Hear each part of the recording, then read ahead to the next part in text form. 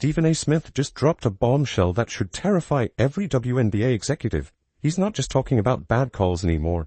He's demanding federal investigators look into what's happening to Caitlin Clark. We're talking about the same Caitlin Clark who single-handedly drove 601% growth in merchandise and tripled team values.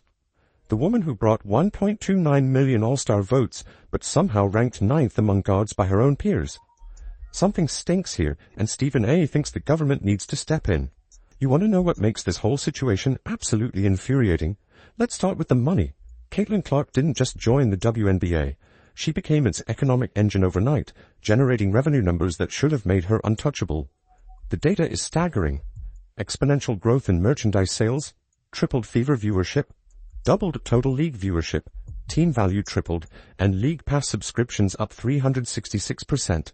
These aren't small bumps. These are transformational changes that leagues dream about. Caitlin Clark has done for the women's NBA what Michael Jordan once did for the NBA. Made it more valuable, watchable, and marketable. Instead of protecting its transformative star, the league's leadership ignores the relentless targeting of Ms. Clark, treating its greatest asset as if she were a PR headache. That approach could turn into a legal liability for the WNBA.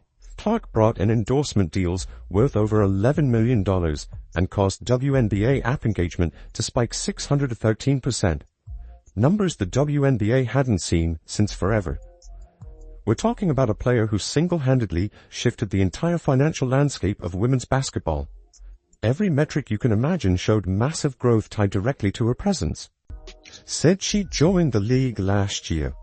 Ms. Clark's impact has been seismic.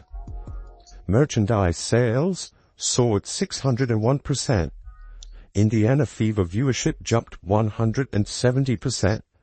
The team's value tripled. League Pass subscriptions climbed 366%. App engagement rose 630%. And her endorsements topped $11 million. She's the economic engine driving the league forward. But this is where the story takes a dark turn. Instead of protecting their golden goose, the league allowed her to absorb punishment at unprecedented rates. The statistical evidence is damning. Clark took 17% of all flagrant fouls last season. That's double the rate of any other player in the league. Let that sink in for a second. Think about what this means. The player bringing in the most money is getting hit the hardest, and somehow officials are missing calls left and right. You're watching defenders take cheap shots at the woman who tripled your team values. You're seeing flagrant contact that would draw immediate whistles for veteran players get ignored when it happens to Clark. The pattern becomes impossible to ignore when you look at the footage. Hard fouls that should have been flagrant ones, obvious targeting that gets waved off, late hits that draw nothing but continued play. The most valuable player in the league was being treated like a practice dummy while officials looked the other way. By the way, wish she was out for the All-Star weekend this year. Because she was hurt, by the way. Because of the roughhouse tactics all of those folks alluded to. The ratings dropped 36%. They still had over 2 million views. But they had over 3 million last year. It dropped because she wasn't playing. Now I told y'all. Candace Parker tried to tell y'all. Rebecca Lobo is trying to tell y'all. The goose that lays the golden eggs.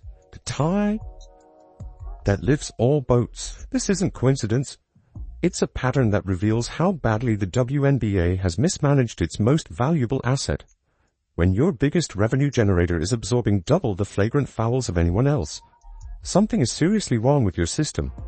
The question becomes, how did a league allow jealousy and resentment to override basic business sense?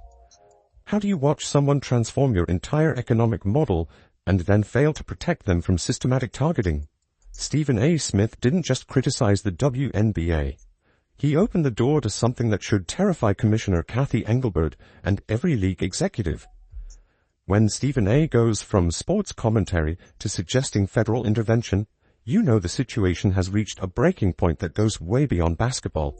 The Wall Street Journal published an explosive op-ed arguing that the federal government should investigate Clark's treatment as a civil rights issue. This wasn't some random blogger making noise. This was one of the most respected publications in America putting the WNBA on notice. The piece didn't mince words about what they saw happening to the league's biggest star. This would mirror the Equal Employment Opportunity Commission investigation into the Erica Hamby's pregnancy discrimination claims against the WNBA and her team. Congress and Labor and Justice Departments would be justified in examining the facts.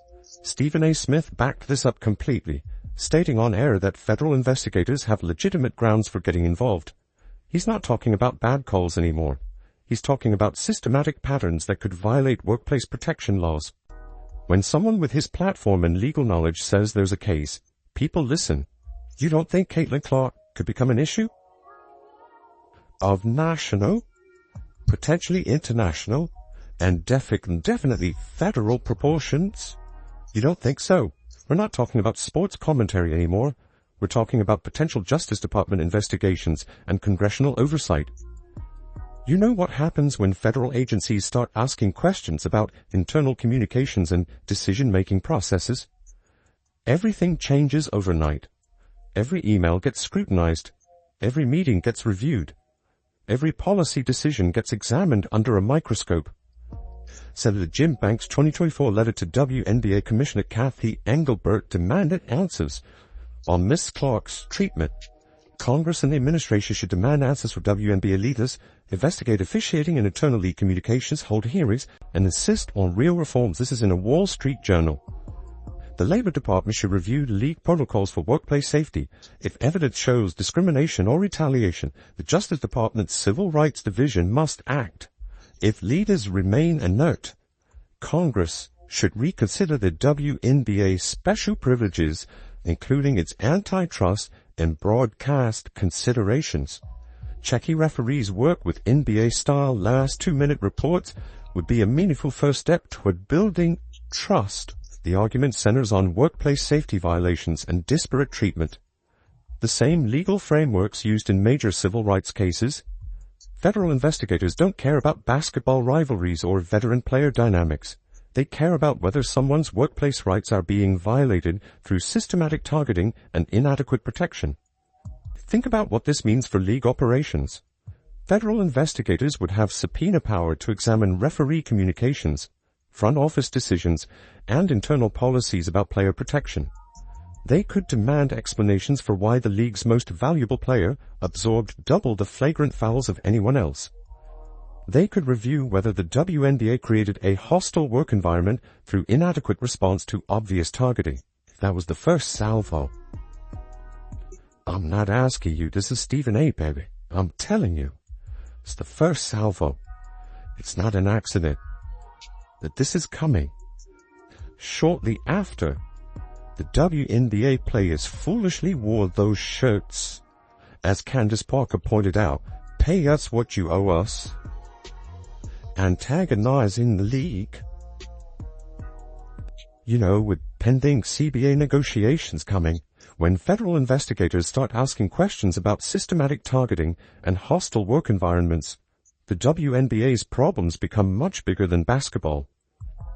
The league that should have been celebrating its biggest star instead created a situation that might require government intervention to fix. That's not just embarrassing. It's potentially catastrophic for future operations and league credibility. Want to see jealousy in action? Look at what happened with the All-Star voting. It's the perfect example of how Clark's own peers tried to diminish her impact. The fans spoke loud and clear about who they wanted to see, but the players had a very different message to send. Clark received 1.29 million All-Star votes from fans. That's not just a good number.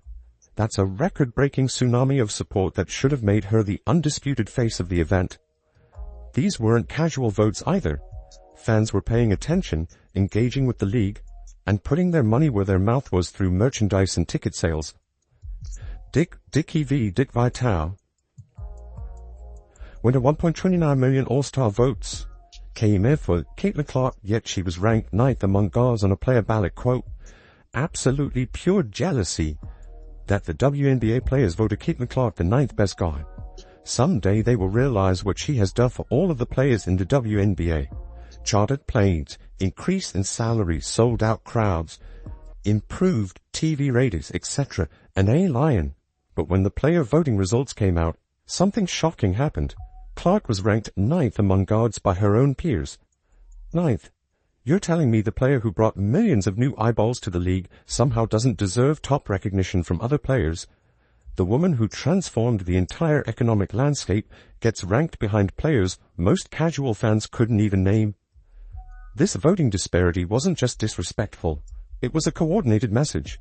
When fans overwhelmingly support someone but players actively rank them low, that tells you everything about internal league dynamics. The contrast between fan support and peer rejection shows exactly what Stephen A. Smith and others have been pointing out about WNBA culture.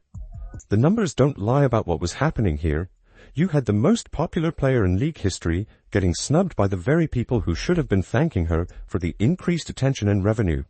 These same players were benefiting from the elevated contracts and media coverage that Clark's popularity created, yet they couldn't bring themselves to acknowledge her impact.